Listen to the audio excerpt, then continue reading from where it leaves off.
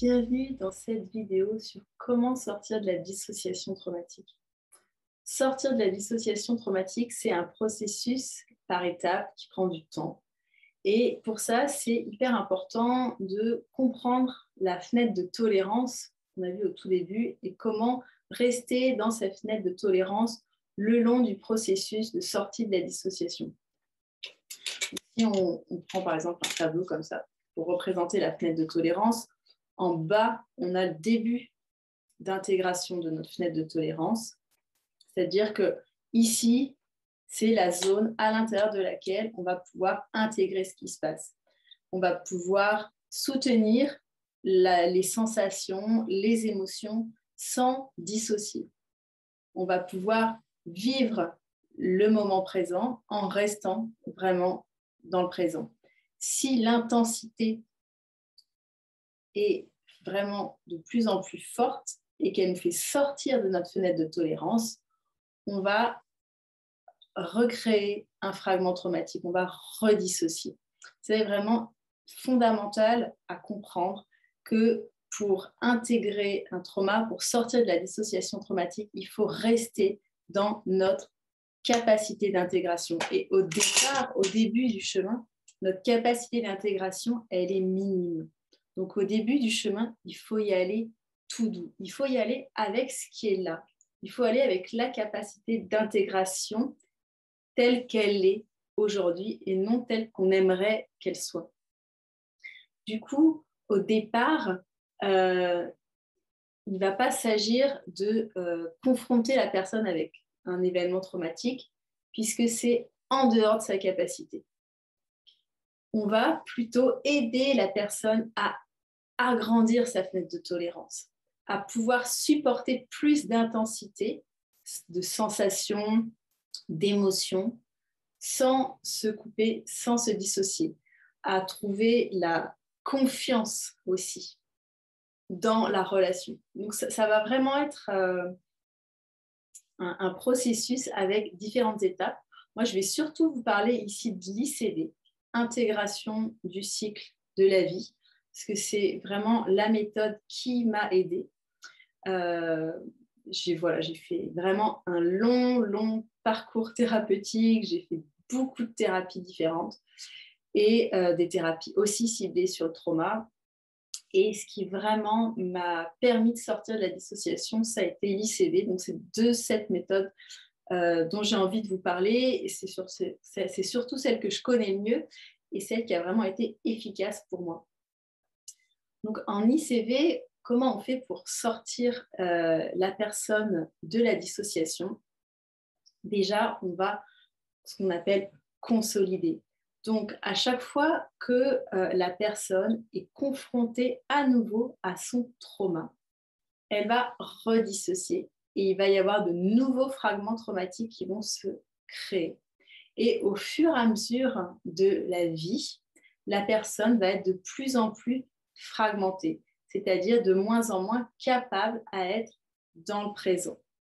Il y a tout un tas de morceaux de capacités, de sensations, d'émotions qui ne sont plus accessibles. Donc, dans un premier temps, avant de confronter la personne à un trauma, on va rassembler déjà l'écho du trauma. On va faire en sorte que ce soit plus dense dans son corps. Il y a vraiment quelque chose qu'on va vraiment sentir physiquement, la sortie progressive de la dissociation. Donc, je ne vais pas rentrer dans les aspects vraiment techniques, thérapeutiques de l'ICV parce qu'il ne s'agit pas de ça, mais plus de comprendre comment ça marche. Il va y avoir vraiment comme deux voies différentes. On a vraiment des protocoles qui vont consolider, qui vont permettre à la personne de se sentir plus présent, qui vont en gros augmenter sa fenêtre de tolérance. Et une fois que la fenêtre de tolérance est augmentée, en fait, ça va se faire tout seul. Les fragments traumatiques qui rentrent dans cette fenêtre de tolérance vont émerger. Et à ce moment-là, on va rentrer dans les protocoles de réparation pour intégrer ce fragment traumatique, pour sentir qu'il ne fait plus partie du présent, qu'il est terminé. Et j'aime beaucoup l'analogie de l'oignon. C'est pour ça que j'ai appelé mon livre « Les couches de l'oignon ». Ça a vraiment été ma traversée, mon chemin. Et ça fonctionne comme ça, c'est-à-dire qu'on va consolider une première couche. Et une fois que toute cette couche est consolidée, il va y avoir la deuxième couche qui va apparaître. Et à nouveau, on va consolider et un autre fragment va apparaître. Et on va descendre comme ça, petit à petit, au cœur de l'oignon, au cœur des traumas. Et du coup, il y a souvent besoin, pour aller au cœur d'un trauma, d'intégrer forcément d'autres traumas, puisque c'est en intégrant d'autres traumas qu'on va consolider, qu'on va augmenter encore notre fenêtre de tolérance et qu'un autre fragment va pouvoir émerger. Dans ce parcours de descente, si on peut dire, dans ce parcours d'intégration de différentes couches du trauma, il est souvent nécessaire de travailler, d'aller intégrer, d'aller revisiter la période précoce de la vie, c'est-à-dire la vie in utero, la naissance, les premiers mois de vie, les interactions avec les personnes qui s'occupaient de nous petits, parce que c'est à ce moment-là que s'est construit notre fenêtre de tolérance. Et si ça vous intéresse, d'ailleurs, je vous invite à aller télécharger le cours gratuit sur mon site internet que j'ai appelé mini-cours sur l'estime de soi, où je parle vraiment de cette base-là, ce premier temps de la vie qui a construit notre fenêtre de tolérance.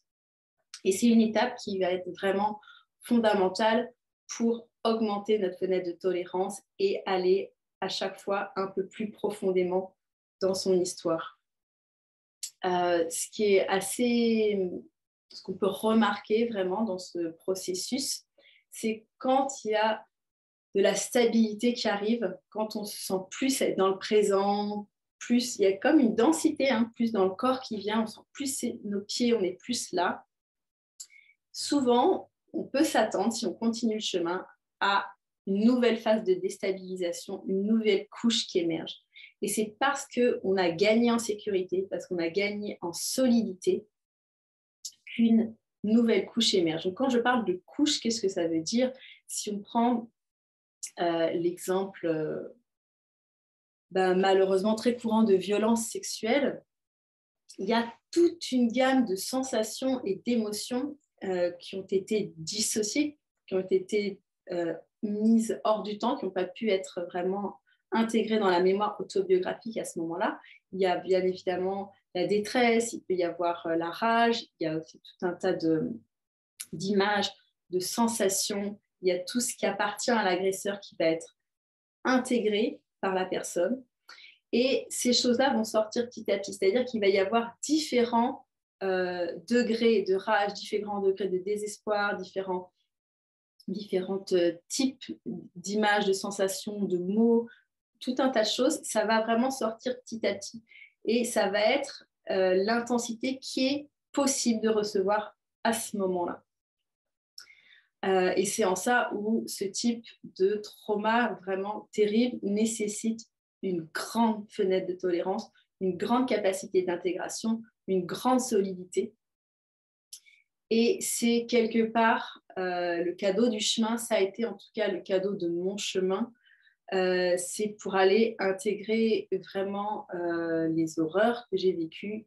J'ai dû augmenter vraiment énormément ma fenêtre de tolérance, gagner énormément en solidité. Et aujourd'hui, je me sens tellement dans mon corps, tellement dans la vie, je goûte tellement de joie, car pour aller dans les ombres, on est obligé d'ouvrir la lumière.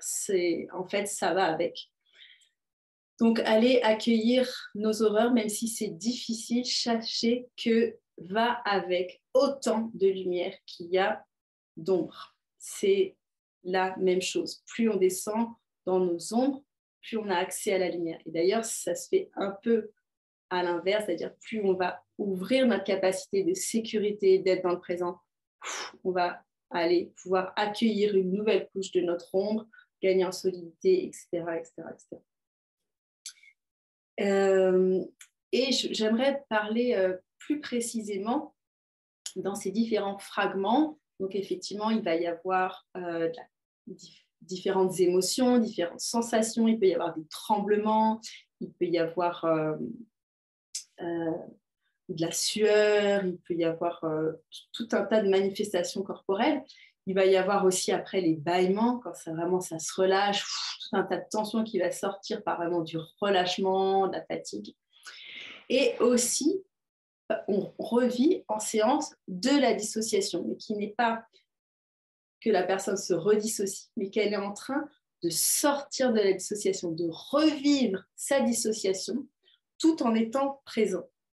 Donc, c'est vraiment ça qui est fondamental à comprendre, certes pour les thérapeutes, mais les thérapeutes, ils l'ont compris puisque c'est leur métier, mais en tant que patient, en tant que personne qui sort de son trauma, c'est vraiment fondamental, et bien évidemment, le thérapeute est là pour nous soutenir, d'être vraiment dans le présent, de sentir ses pieds, de sentir la chaise, de sentir le lien avec le thérapeute de la façon qui est acceptable là, au tout début du chemin.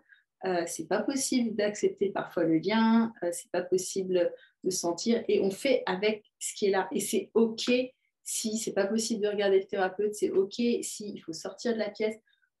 On prend vraiment là où on est. Et petit à petit, quand on descend dans ces couches, on va vraiment pouvoir être en lien, être dans son corps, dans le présent, et en même temps sentir la rage, la désespoir, la peur, tout un tas de choses, et aussi la dissociation. C'est-à-dire que je vais pouvoir me sentir dans mon corps là, en lien, et en même temps, il peut y avoir comme du flou qui vient devant les yeux, d'un coup on commence à avoir du mal à entendre ce que dit la personne, et c'est là où il faut être très vigilant. Est-ce que je suis en train de redissocier ou est-ce que je suis en train de sortir de ma dissociation?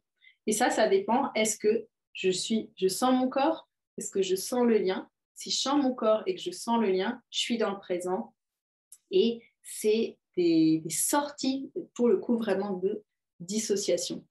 Et en général, quand il y a ces sorties de dissociation qui commencent à se manifester, derrière, il y a ce pourquoi on a coupé. Il y a vraiment un nouveau fragment. Donc, dans cette notion de couche de l'oignon, on stabilise, on est de plus en plus solide.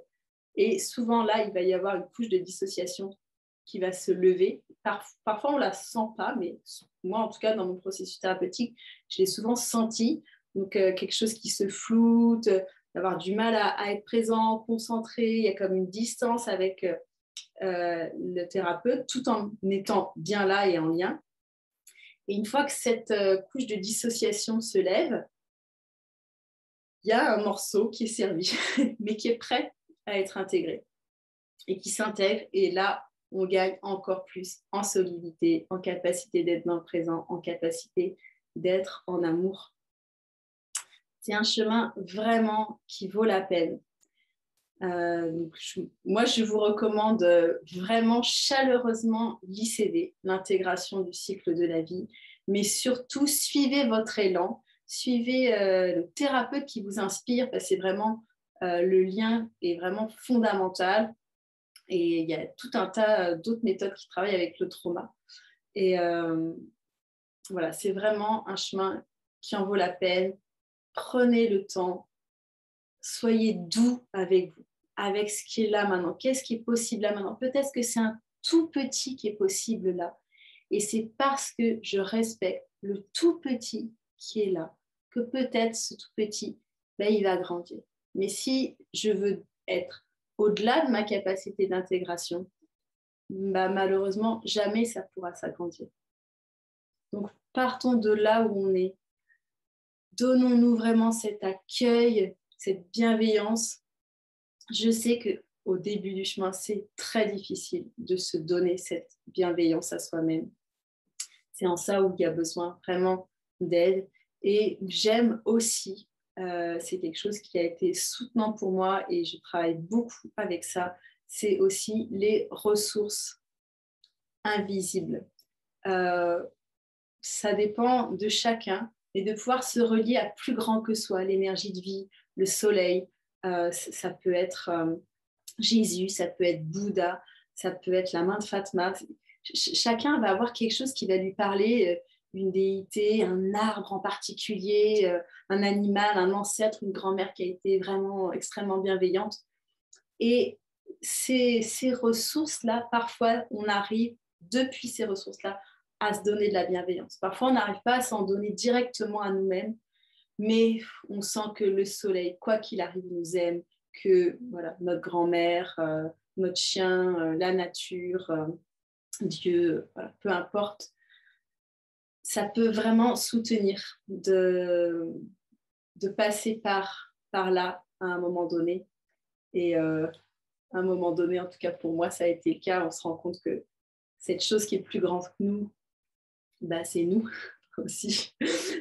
Mais au début, ça aide de se mettre à l'extérieur de soi.